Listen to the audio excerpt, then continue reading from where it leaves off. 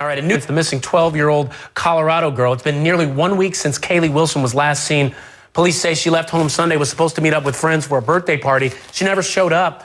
Wasn't reported missing for 6 hours until 6 hours later. And now there may be holes in the family's timeline.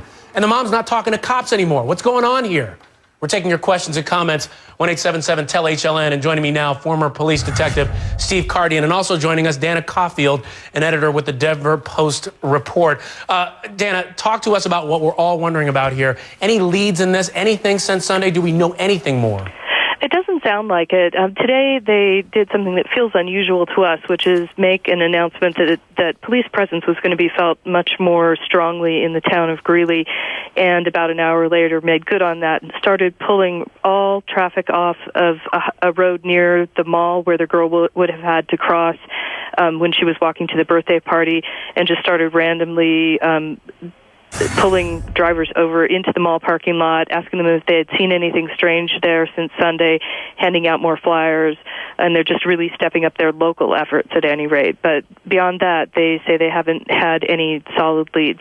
They've had around 100 tips from people throughout the community, but nothing solid at this point. I understand they held a press conference this afternoon, police saying that they have to assume the worst at this point. What does that mean? I mean, are they thinking that the critical time is now in the next couple of hours, next couple of days? I can't say. They're not giving up details like that. All right, and let's talk about this boyfriend, because this is just shocking. She's 12, he's 17. Steve, let me turn to you on this one. You know, I look at this. He's cooperating right now, I understand, but what about this relationship? Is it just, do you think he could be involved in any way? Is there anything about this? Well, it's always a possibility, Ryan. When we look at childhood abductions, we see that less than 0.5% of the abductions that occur across the country are stereotypical stranger abductions. So therefore, we have to look very close at those people that surround the victim. And let me answer the question, too, that 72-hour period is very critical. If a child's not discovered within that time period, it becomes critical. And we see that the FBI joined in on Wednesday at about that 72-hour period. And you know what, Dana, I'm thinking about this, and I'm trying to think of where she could go, where she might have gone. We know she lives with mom and grandma. Where's dad? Her dad lives in California, and that has been one of the theories that was floated by the girl's former stepfather, that her dad had frequently asked her to come out to California and visit him, and perhaps she got a wild hair and decided that she needed to go see him. Okay, so she might be out there on her way there.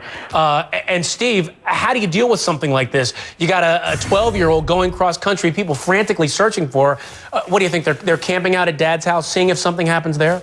No, Ryan, that's very unlikely. There would be evidence for her to take such a trip, a 12-year-old girl traveling alone. She'd have to have help.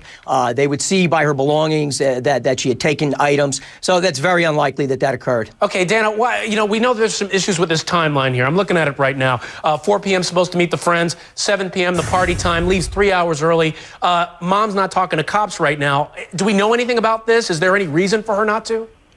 I didn't understand that she's not talking to cops. She spent 12 hours with the investigators on Wednesday, and on Thursday, the police were at her house. So I have not been told that she had stopped talking with them, and they said she was fully cooperative. Okay, 12 hours. Steve, let me turn to you quickly. I got a second here. 12 hours. Is that routine to spend 12 hours with the police and questioning?